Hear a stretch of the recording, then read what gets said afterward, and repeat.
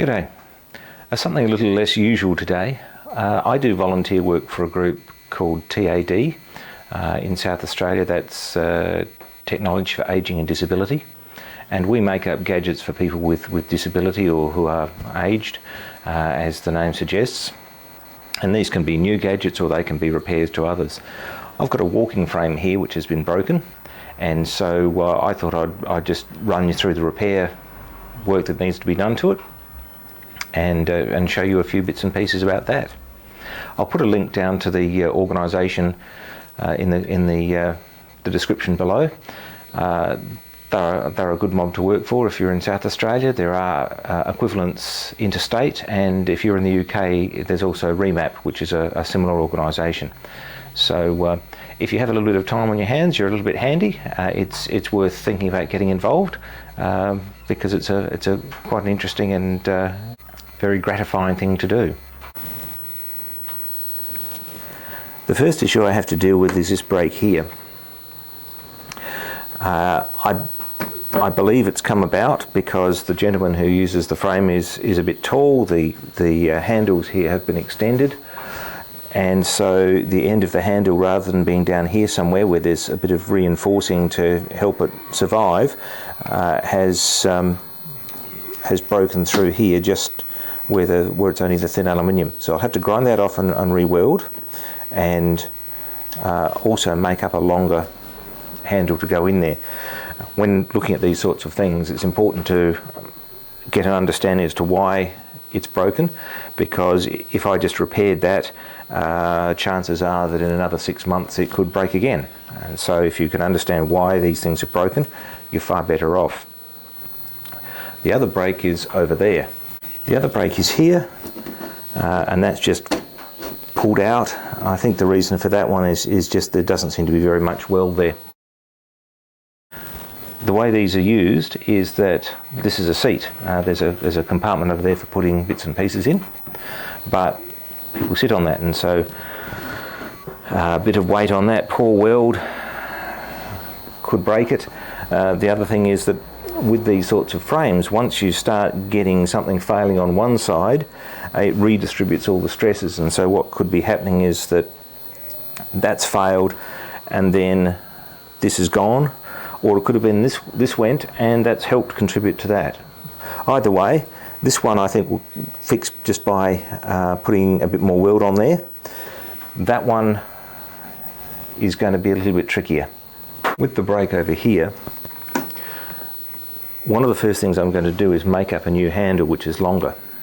So try and get the end of that down here, maybe a little bit past, and that way, as I was saying earlier, when force is being applied here, it's going to be spread a little bit. What it'll also mean too is that when I go to weld this up, I've got something to put inside there. One of the problems with welding tube is that you can get a weld bead or material built, particularly thin tube, on the inside, and then when you try to put a tube down there, it won't work. Now I've been given a piece of stainless tube which is about the right size, and so I'm going to be making up a couple of stainless handles, go down there. I can then weld that, and that should be fine. You can see here, now that I've started taking this thing apart, that this top hole here, if you line that up there, the end of the tube goes down there.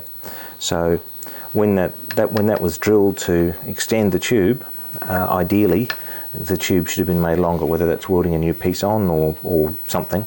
But that's what we'll try to do when we make up a new one, is keep it down so it's at least down here somewhere. Rather than try and bend this stainless tube which I'm making the new handle out of, what I've done is I've cut it off at 60 degrees, which is the angle I measured, and I've now cut another piece.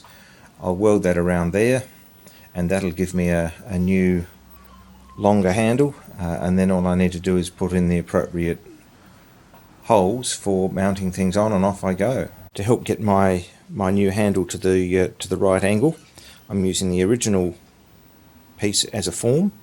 I've got a couple of my train blocks of aluminium here just holding the tube in, and then I'll put a couple of tacks in there and then work my way around to get the weld. Here's one I prepared earlier. So what I've done is I've taken the the bend from the tube here, like so. Cut that off at the appropriate angle. Taking a little bit of straight here and add it on here. So I have a tube which is basically the same angle as the original, and I'll do a little bit of tweaking just to make sure that's the same, so it feels the same to the client. But that's one way of getting a bend in a tube without having to worry about getting a bend in the tube. The marking out process is pretty simple. I've got my protractor set on 60 degrees. I'll put that there, and where it touches, that's where I'm going to cut. I'll use a thin piece of something or other. In this case it's a cable tie which I just cut off, and I'll just use that to give myself a line, and then I can go around that with the angle grinder. Length is easy, I just have to lay the other one on top and cut it to the same length. Halfway through, I've got my handles made up. I've now cleaned up the area where I'm going to weld. For those of you who are not familiar with aluminium welding, aluminium is extremely sensitive to cleanliness. Most TIG welding is, but aluminium I find particularly so. I'll also give that a swab down with some acetone just to clean off any oils and that sort of thing that might be there. And this is the reason I wanted to make up the handles first, was just that I can now slide that handle in there, and it'll do two things for me. One, it'll get me my alignment, but the second thing is it'll mean that if I weld along there and I get it blobbing into the middle, it won't matter so much because I've got the tube there to stop it, and the tube being stainless will not bond with the aluminium. One thing I could do if I was concerned about heat, and I may do that because there's a rubber stop just behind here, is put some wet rags around there to try and keep the heat down to this local area. I've seen it done, I've done it myself. I'm not sure how well it works, but it is an option. If you've got some delicate parts nearby, that's one of the things you can do to help things out. The other option, of course, is to take this joint apart. I've got the piece welded here. I've got that welded there too.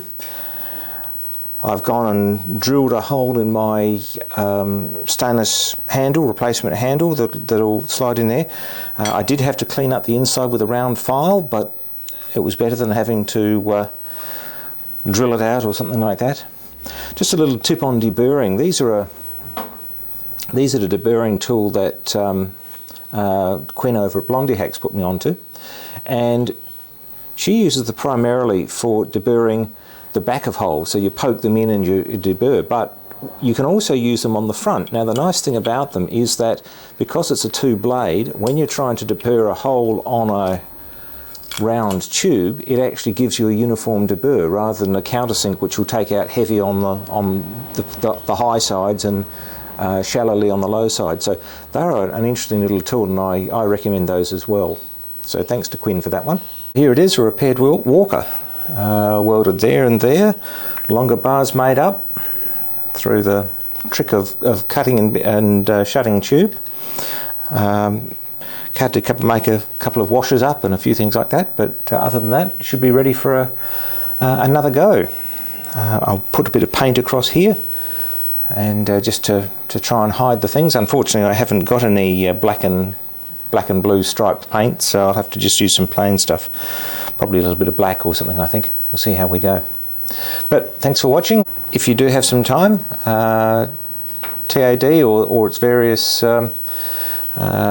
forms would be probably glad to hear from you. You don't have to be a tradesman or anything like that. You can just be an enthusiastic amateur, as I am. So yes, please consider.